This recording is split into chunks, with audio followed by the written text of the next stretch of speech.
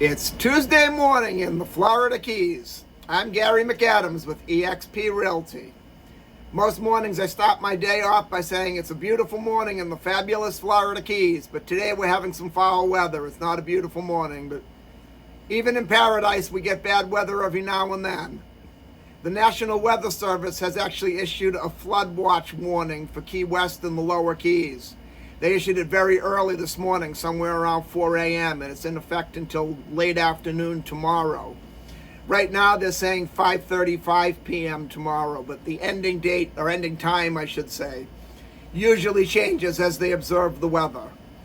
Anyone who lives in Key West or the lower Keys or who has vacationed here regularly knows, even when it just rains heavy, lower Duval Street, Front Street, and lower Symington Street always flood.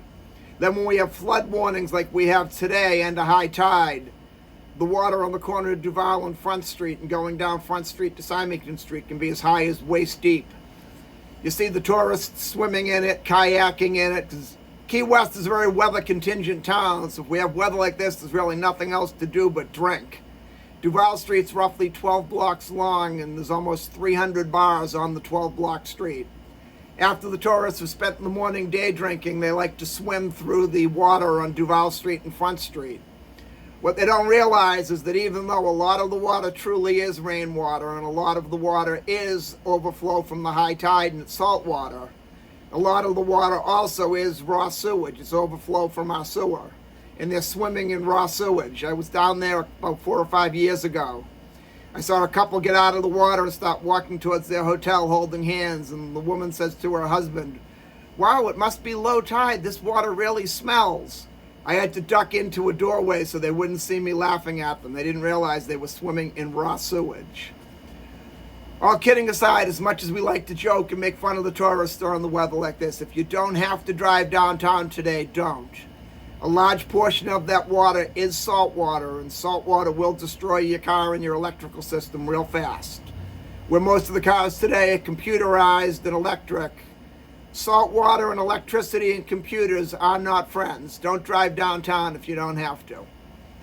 Now to my morning market MLS update video. I do this every day. I report all the new listings in Key West and the lower Keys that have come on the market in the last 24 hours.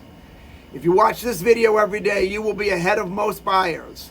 You'll know about every new listing from Big Pine Key down to Key West the same day the realtors find out about them. That's very valuable information for a buyer to have, and it'll put you ahead of most buyers. Most buyers wait for a home to come onto Zillow before they inquire about it, and the problem they face is by the time Zillow puts a home live online, it's been on the multiple listing service a couple days and all the good deals are usually already under contract.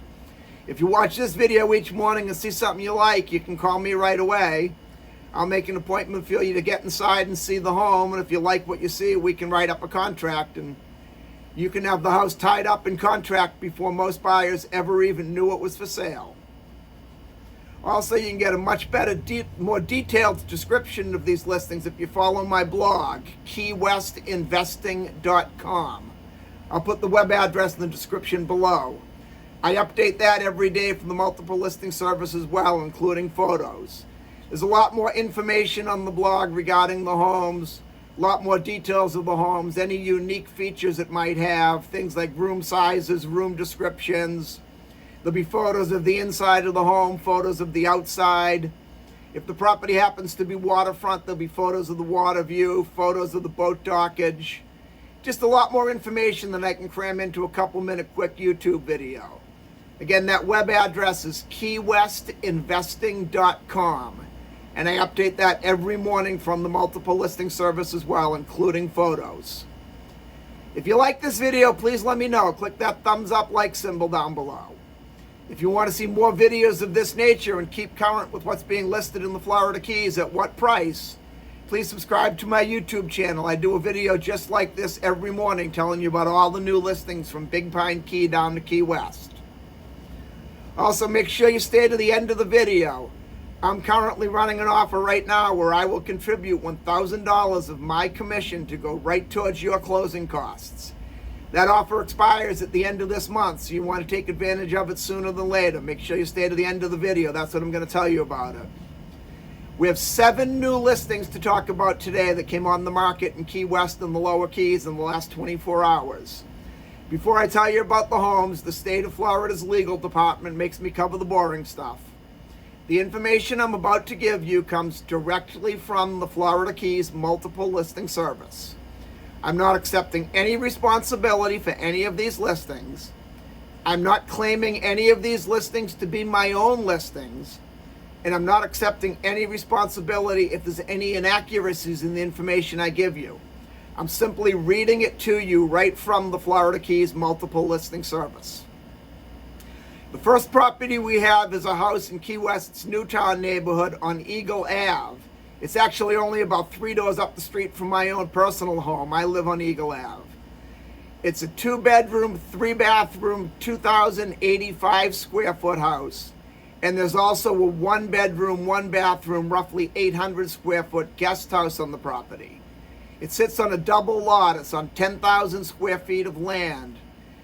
The listing agent claims in the listing that it is approved to break up the 2 lots of land and the 2 properties and sell them off as 2 individual houses. If you were interested in this property and that was your intention, I would definitely have a real estate attorney look at it while you're under your due diligence inspection period in the contract, and have the attorney check it out with the Key West Building Department in the city of Key West to make sure that you can in fact do this. It's being offered at $2,695,000. I've been in this house many times. As I said, it's just a couple doors up the street from me, and it's definitely a fixer-upper. It needs quite a bit of work. But if it is true that you can build the second house, or separate the house and make it 2 separate homes and sell them off, the land alone is worth $2,695,000 on this block of Eagle Avenue. Little history and inside information on this property. It was listed about 3 weeks ago for sale for $3,490,000. That included a 3rd lot, which is on Flagler Ave. Eagle backs up to Flagler. This house does have an extra lot on Flagler Ave, and it was being offered with all 3 lots, claiming you could break it up into 3 different single individual homes and sell them off. And if that is the case at $3,490,000, that's an excellent price in this area. But again, you definitely want to have an attorney look at this one. Just make sure that everything is what they say it is. Then also in Key West's Newtown neighborhood on Patterson Ave, we have a 3-bedroom, 3-bathroom, 1,499 square foot house. This is a stilt house. It's up high. You don't have to worry about things like when we have a flood watch, where Patterson Ave is very close to Key West Harbor, actually the Garrison Bight, the body of water leading out to Key West Harbor. Personally, I feel this house is a little overpriced at $1,600,000. It's not the house of the size. It's a great house. It's a fairly large house. 3 bedrooms, 3 full bathrooms. My concern is Patterson Ave is 1 street parallel with North Roosevelt Boulevard, which is the main road going into Key West. I know a lot of people that live or have lived on Patterson Ave and moved away because of the noise and the traffic. All the deliveries coming into the restaurants and hotels and businesses in Key West go down North Roosevelt Boulevard. So you have all those trucks. And they come in very early in the morning because they want to get in and out before the businesses open. They usually come anywhere between 5 and 7 a.m. So it gets very noisy early in the morning. That's the reason I feel it's overpriced, is the location, not the home or the quality of the home itself. Then we go up to Lower Sugarloaf Key in a subdivision called Sugarloaf Shores. Sugarloaf Shores is a very desirable subdivision in the Lower Keys for several reasons. The lots tend to be a lot larger.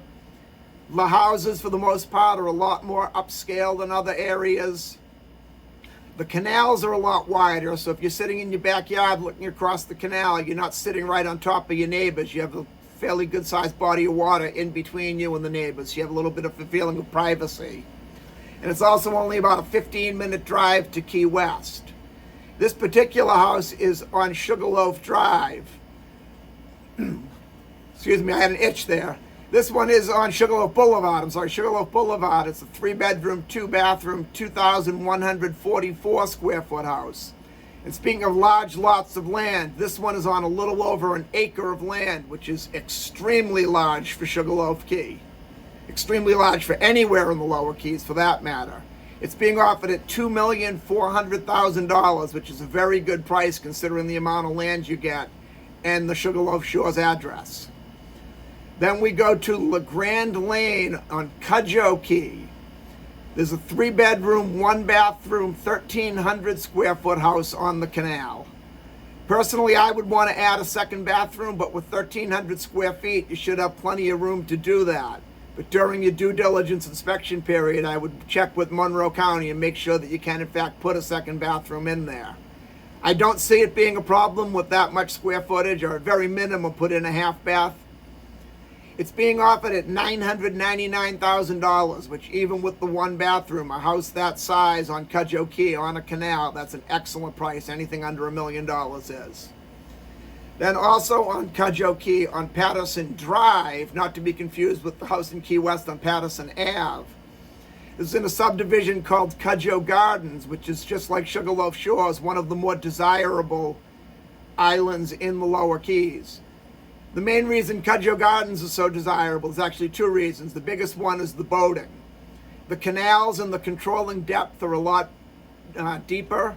The canals are also much wider, just like Sugarloaf Shores, so you can get a very large boat in there. I know people that have a 70-plus foot yacht docked in their backyard, 50-foot sport fishermen, sailboats docked right in the backyard because the canals are wider for turning the boat around. The canals are deeper for getting in and out.